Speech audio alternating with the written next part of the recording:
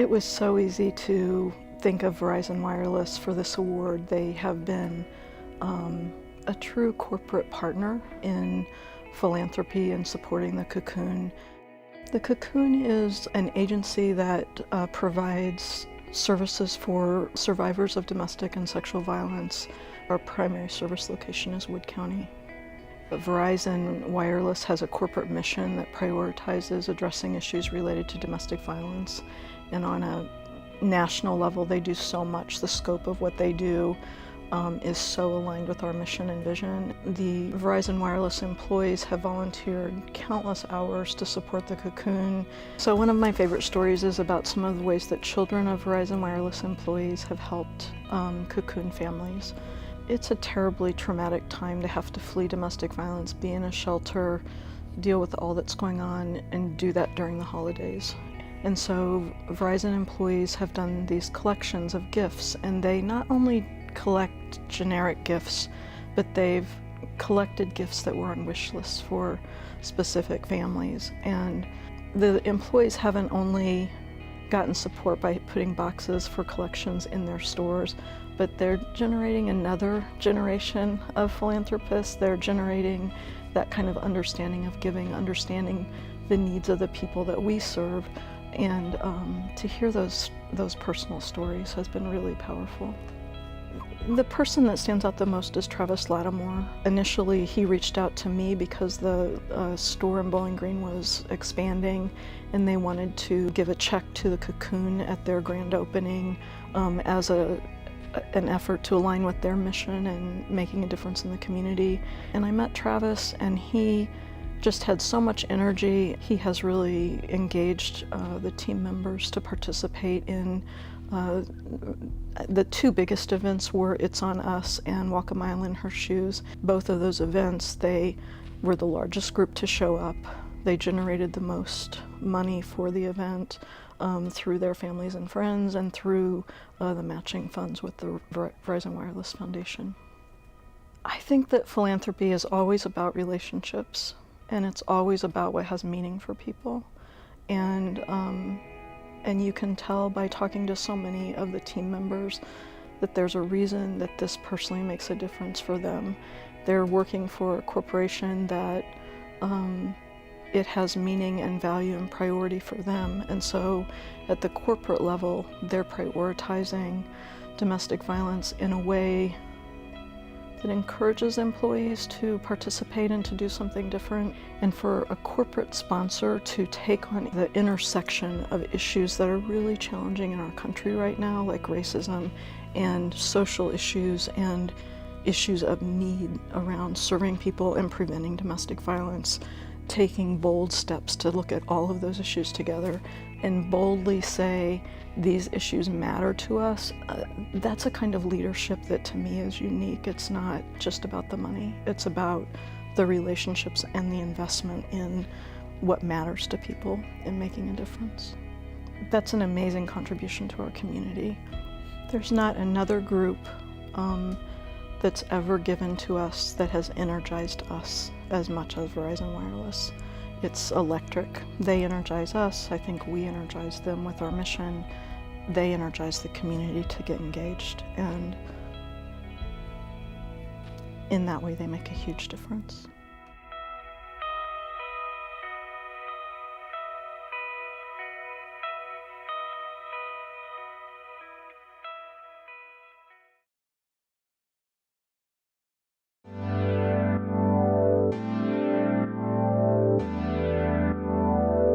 They have been doing great work in the community for decades, and they haven't been recognized for the great work that they've been doing. So when the nomination form came across my desk, I thought this was the perfect opportunity to recognize them for all the work that they've been doing.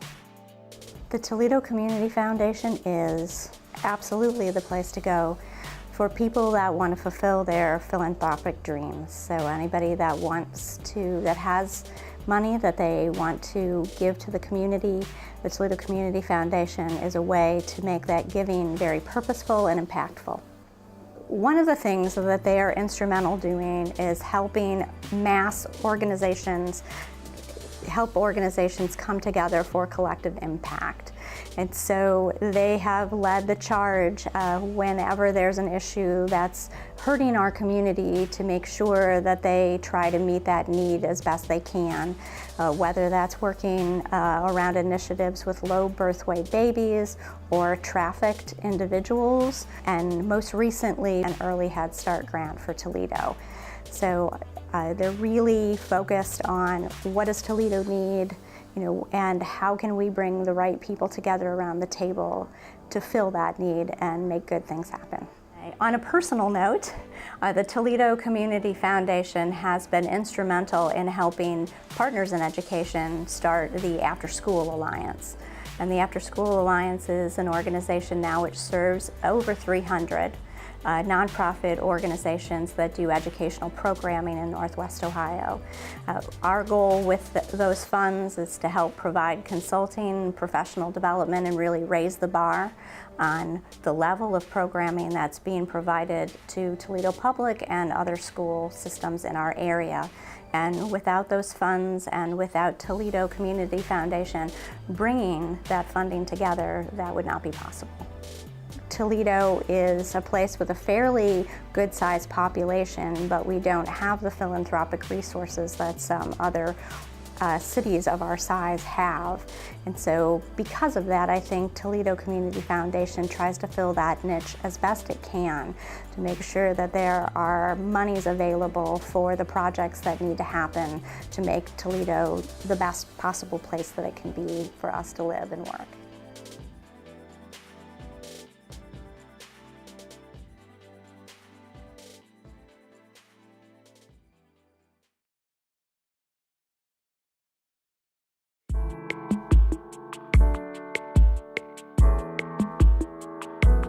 I have known Mary Westphal for the last 25 years. We first met in a fundraising opportunity with the Junior League of Toledo. I was always tremendously impressed with her ability to become involved in an organization, dig in, and do what needed to be done, no matter what it was. Mary deserves this award because of the way she has lived her life and given back to the community, both personally, professionally, and in particular in her ability to fundraise and coordinate as Executive Director of Komen, Northwest Ohio. Komen most people know Komen from Race for the Cure. Their mission is a world without breast cancer. It's international in scope. The Northwest Ohio affiliate, the Toledo affiliate, started back in 1994 with a race that had 600 participants, and it has grown to, we cover 24 counties now in Northwest Ohio, so she oversees all of that. And as I said, our biggest fundraiser is Race for the Cure. We have not only the Toledo race, but Mary was very instrumental in helping us start the second race a couple years ago in Findlay, which has been a wonderful educational opportunity and bringing communities together, and has also added $300,000 of additional fundraising capability to our affiliate. She took our organization from truly a part-time executive director to a full-time executive director and several staff people. Before Mary came, we truly were a volunteer organization, so she's been able to make that transition for the affiliate. She has done a phenomenal job over the last 6 or 7 years, and so it was time for her to be acknowledged. You know, I've always known her as one that no matter, as her life progresses, people, the community, the things that she is involved in become what she does and who she is. She gives of her heart and her soul, and that's kind of who she is. I mean, she just wants to make things happen. She's a make happen person.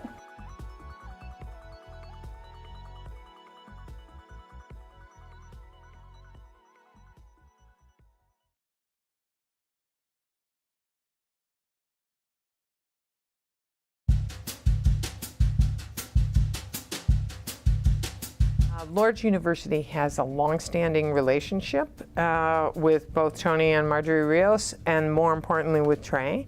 And when I came on to be president, they came out to interview me, and I got all excited about them by their energy and their dynamic appreciation of the connection between culture and the community and higher ed. So it was a perfect fit for us. The organization has been around for about 20 years.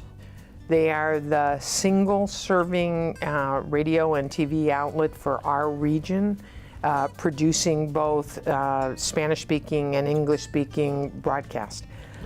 Huge population in our area, and so I think kind of just being there, beginning to look at wanting to provide the appropriate cultural outlet is so important. They do a radio show called Caliente Radio, and they do that weekly, and they also do a TV show called Voces Latinas. Hola mis amigos, ¿qué tal? Estaba Don Rios aquí en la promoción Voces Latinas TV show. Both of those well served for their region, probably drawn, interestingly enough, a large Hispanic population, but equally are drawing folks like me who are interested in the culture and can follow it because it has a bilingual flavor. Well, I was delighted to be interviewed when I first came into the community, and so this is what I would say. I've had a lot of interviews. This was the most personable, easygoing interaction I had with my interviewer. I hope that we keep doing more cultural events together, and I promise each time you interview me, I'll learn just a little bit more Spanish. Excelente, we like that. And at the end of the interview, they were talking about this new burgeoning carnival that they're going to begin in spring. And she was talking to me about even I could learn how to dance there. So we were joking and teasing. It was just so relaxing.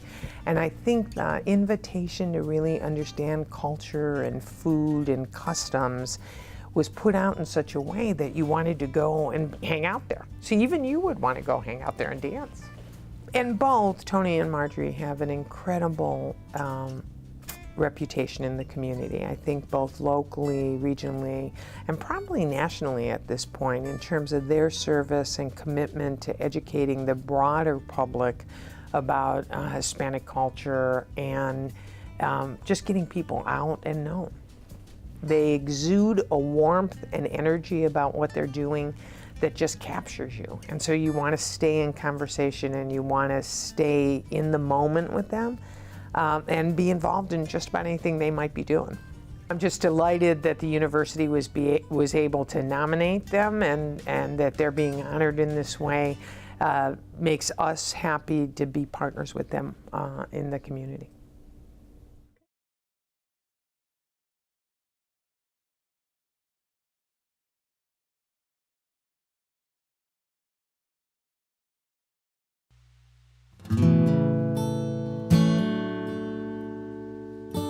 When we had the opportunity to nominate them and we began thinking about all the things that they've been involved in and all the family that they've engaged in philanthropy, we were amazed. It really opened our eyes to what a wonderful gift they have been to our town, to our county, and to our region. When I think about Mariann, she had a lifelong respect and appreciation for education. So when I look back at all the things that Mariann was so supportive of, it's no surprise that she was such an ardent supporter of the Mazza Museum and all that it represents. Chuck and Mariann have been longtime supporters of the University of Findlay and the Mazza Museum. Folks that have truly helped to make the Mazza Museum the first and largest museum of original art from picture books in the world. They have been a part truly of almost every educational aspect of the museum, from the acquisitions of new artwork as well as providing funding for the many programs that have given so much back to our community. And that would not have been possible without the generosity and the dedication of Chuck and Mariann. And for me, it's that not only have they given back, but they know so much about the people that they're giving to. In our particular case, the Mazza Museum, Mariann and Chuck not only did they know about the museum, but they knew about the artists represented there. And Mariann would write letters to them throughout the year, during birthdays, at Christmas. She had an interest in who those artists were and what drew them to their illustrations, and they were so much invested in the process and who the artists and authors were in the stories that they shared. When I first met Chuck and Mariann, actually they were among the first people that I met when I came into my role as the president of the Community Foundation. And what struck me immediately was that they were a team. And you could tell that they had been together and worked together as a team for a very long time. We're so proud of Chuck and Mariann and their entire family, and so proud that we can be part of their story and part of their philanthropy in Hancock County. It's been an honor to work with them over these many years. So thank you, Chuck and Mariann. I've known Chuck and Mariann for 20+ years, and they are such wonderful role models in so many ways, from their friendship to their knowledge and wisdom of so many different things in our community. Mariann was such a dear friend, and we are forever indebted to her and saddened in the loss of her life here this past year. But we look to Chuck as a wonderful role model. Together they are two individuals that the City of Findlay, the University, the Mass Museum are so much better because of them and their generosity and their just leadership in who they are.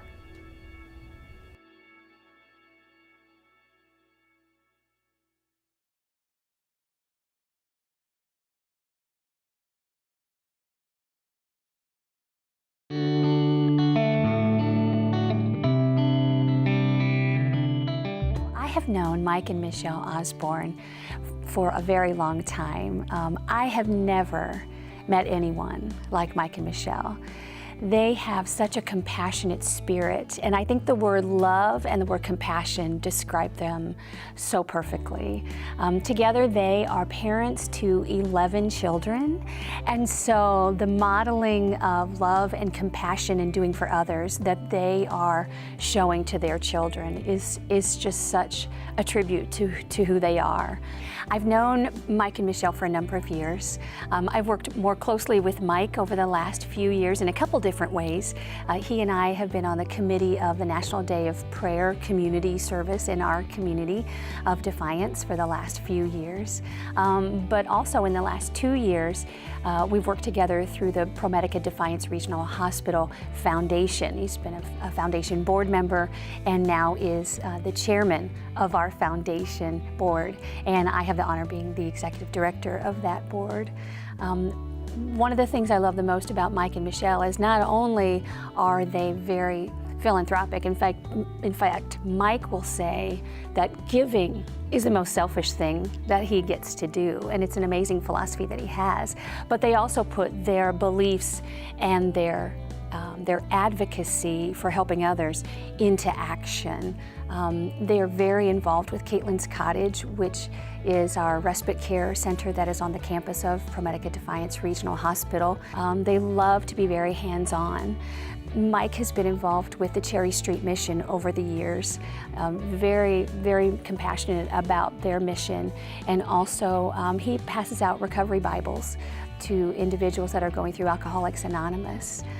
He told me the story one time about how he and his family were in Chicago for a weekend, and his family looked around and he was sitting down on the sidewalk next to someone who appeared to be a homeless person, and his family was kind of like, "Oh, come on, Dad, not again." But he said, "I have to sit down and talk with them." He said, "Tell me your story. What's going on with you? How can I help you?" And that's just truly who he is. He wants to help people and truly finds more joy and satisfaction, I think, from helping people than from anything else in his life. And Mike also, in his role as president and CEO of Credit Adjustments, he has the opportunity as a successful businessman in our community to really challenge his fellow CEOs throughout the community to step up and make that example to their own employees about how important it is to give back and to really invest in the community. His colleagues throughout the community really look to him to sort of set that example, and he's setting a very good example. They've gone through a lot as individuals, they've come through a lot as a couple, and they truly appreciate the opportunities that the good Lord has blessed them with, and to be able to put their beliefs into action and help people. It truly speaks to what they value in life, and I couldn't think of any two people more deserving of this award than Mike and Michelle. I just really count it a privilege to call them my friends. I mean, we get to work together on a variety of projects, and I really value them as people and value their friendship, and I so appreciate the example that they are setting for all of us that are around them. I think they make all of us better people.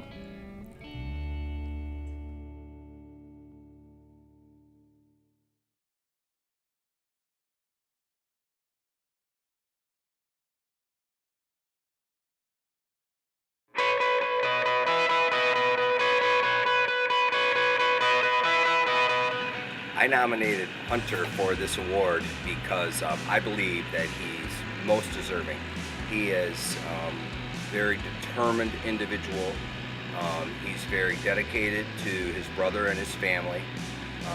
Just a quality person. He has done so much for our community, for our state, even our country in terms of raising awareness for cerebral palsy. He's completed 3 walks. The last walk was a 111-mile walk from here to Lansing. And it really brought folks together from all over the state in terms of bringing awareness to this issue, and so it's just been amazing. The other piece that he's done for us is the playground that you see behind us. This was purchased and then put together with community volunteers, and of course the Gandees were here through the whole process. But this is a phenomenal, inclusive playground. As a matter of fact, it's one of the, it's very unique. It's probably one of the few inclusive playgrounds in the country. The unique thing about this playground is the pour-in-place surface, which is a spongy surface, but it also allows wheelchair accessibility. So that students or individuals that do have a disability, they can play right along with their peers here, and it's really phenomenal. When you walk out here during recess, and even sometimes after school's out, there are kids here playing, and they're playing all together, and that's huge, and that's the goal of the CP Swagger, to focus on inclusion at all levels, and that's why I nominated Hunter. None of this would have happened without him. You know, I reflect back when he was an 8th grader, he did a speech for his 8th grade class, and he really talked about making a difference, and that was before all of this. So here's an individual who's talking about making a difference in society, and then walks the talk, goes out and truly does make a difference. So I just see him building upon this. I see great things for Hunter in the future. Just a great kid and very deserving of this award.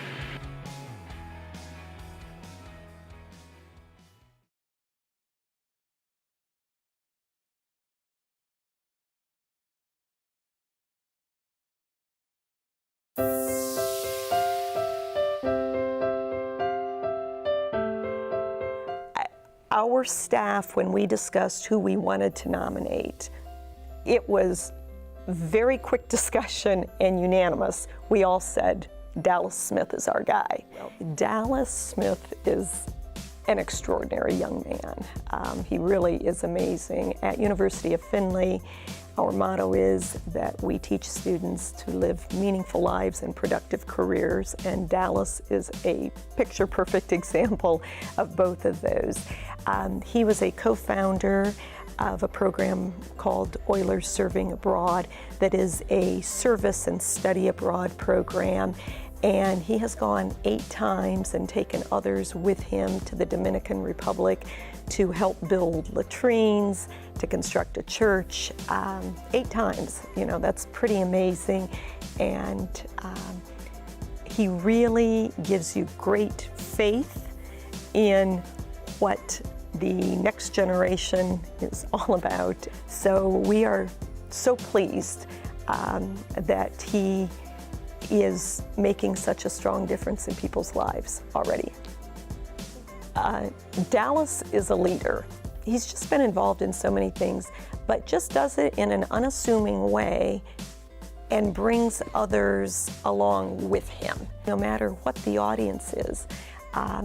When he meets with alumni who are decades older, he connects, absolutely willing to roll up his sleeves and to say, I'm involved, I'm giving, please join me and give something. I think when Dallas graduates, we will all be sorry to see him leave University of Findlay, but we will be very happy for the world because we know he's already made such a difference, but he is going to go out and in 10 years, in 20 years, he will start programs and projects and just keep making whatever space he's in, he'll make it better. We always hope that our lives will make a difference. Dallas is making a difference every day.